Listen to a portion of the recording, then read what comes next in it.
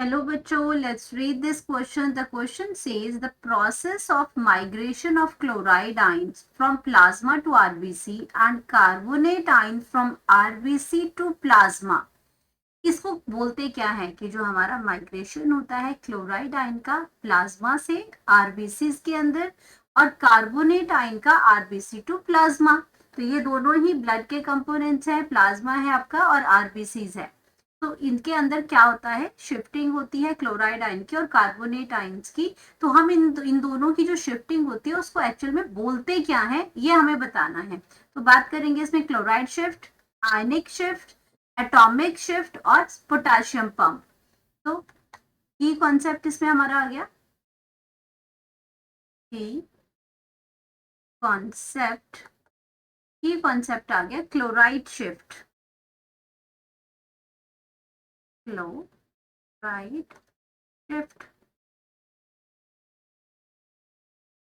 अब chloride shift actual में होता क्या है, ये क्लोराइड शिफ्ट यहाँ पे क्यों होती है। अगर हम बात करते हैं कार्बन डाइऑक्साइड ट्रांसपोर्ट की बात करेंगे हम यहाँ पे, उससे पहले हम देखते हैं कि क्लोराइड शिफ्ट के अंदर क्या होता है कि ये क्या बोल रहे हैं क्वेश्चन में कि हमारा ये जो प्लाज्मा है तो आपका क्या करता है, ये आपका क्या है, प्लाज्मा है और प्लाज्मा के साथ आपका क्या करते हैं, ये आपका जो क्लोराइड आयन है ये प्लाज्मा से निकल के, क्लोराइड जो आयन है ये प्लाज्मा से निकल के आपका कहाँ जाता है, आरबीसी में जाता है और आरबीसी से आपके क्या जाते हैं, कार्बोनेट आयन्स। तो इसको हम क्या कहते हैं, HCO3, ये हमारे हैं कार्बोनेट आयन्स। तो ये प्रोसेस है, तो ये इस प्रोसेस को क्या कहते हैं ये हमें देखना है। तो अगर हम इसकी पिक्चर हम बना के देखें तो पिक्चर में हम लोग इसमें बनाते हैं कि जैसे यहाँ पे ये क्या बन गया, यहाँ पे ये ऊपर का जो लेयर है, ऊपर की जो इसमें ये इसमें फॉर एग्जांपल यहाँ पे क्या बन गया, ये आपका प्लाज्मा है एंड यहाँ पे आपका क्या है, आरबीसीज है। ये क्या है, आरबीसीज हैं। अब आरबीसीज आपके क्या है, एरिथ्रोसाइट्स जो बोलते हैं, ये आपके रेड ब्लड सेल्स हैं और ये प्लाज्मा है। तो यहाँ पे क्या करते हैं कि आपका जो कार्बन डाइऑक्साइड है ये वाटर के साथ में मिलती है, यहाँ पे ब्लड के अंदर कार्बन डाइऑक्साइड है, वाटर है और ये क्या बना देती है, ये कार्बोनिक एसिड बना देती है। ये क्या बनाएगी, कार्बोनिक एसिड बनाएगी। अब कार्बोनिक एसिड जो है ये क्या है, ये आपका अनस्टेबल है, तो ये किसमें चेंज हो जाता है, कार्बोनेट्स के अंदर चेंज हो जाता है, HCO3। अब HCO3 ये नेगेटिव है, ये आपका क्या होगा, ये आपका किस तरफ जाएगा, ये आपका बाहर प्लाज्मा की तरफ मूव करेगा।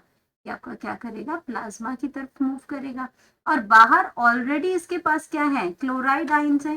तो अब यहाँ पे क्या करते हैं कि बहुत सारा क्लोराइड, अब ये भी HCO3 नेगेटिव है, बाइकार्बोनेट आयंस है नेगेटिव है, ये भी नेगेटिव है।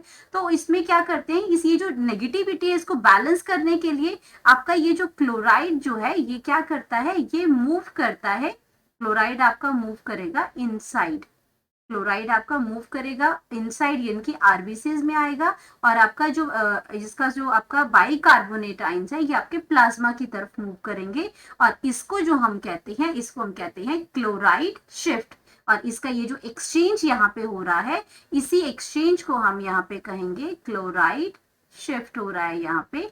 और इसको जो करने के लिए एंजाइम हमारी लगेगी, ये जो आपका ये आपका कार्बोनिक एसिड बन रहा है। अब अगर यहाँ पे H2CO3 की बात करती हूँ तो इसको हम कहते हैं कार्बोनिक एसिड, कार्बोनिक एसिड हम इसको कहते हैं। और ये कार्बोनिक एसिड जो आपका चेंज हुआ ये एक्चुअल में किसकी, एक एंजाइम है जिसकी वजह से आपका ये क्या करते हैं, जिसकी वजह से ये चेंज होता है, कैटालाइज होता है।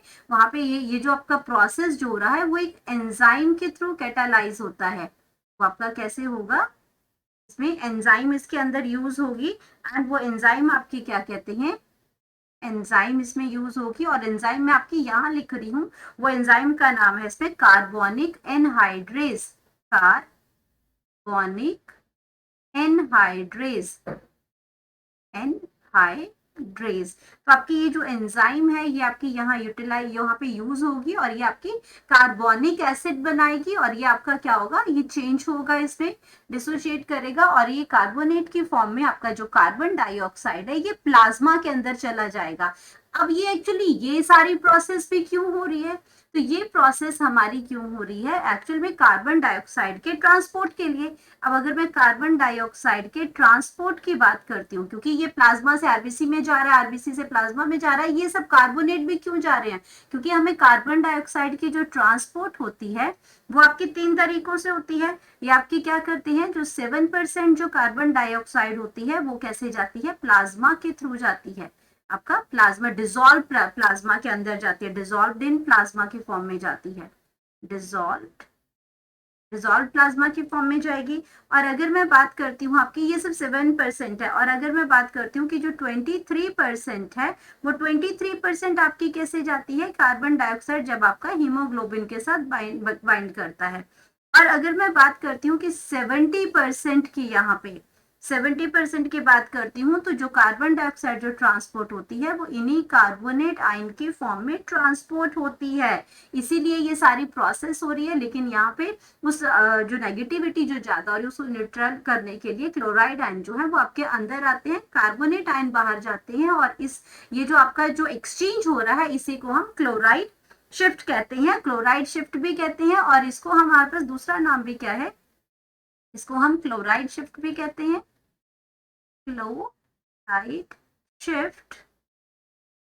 और इसका दूसरा नाम इनके साइंटिस्ट के नाम के ऊपर है, और उसको बोलते हैं हमबर्गर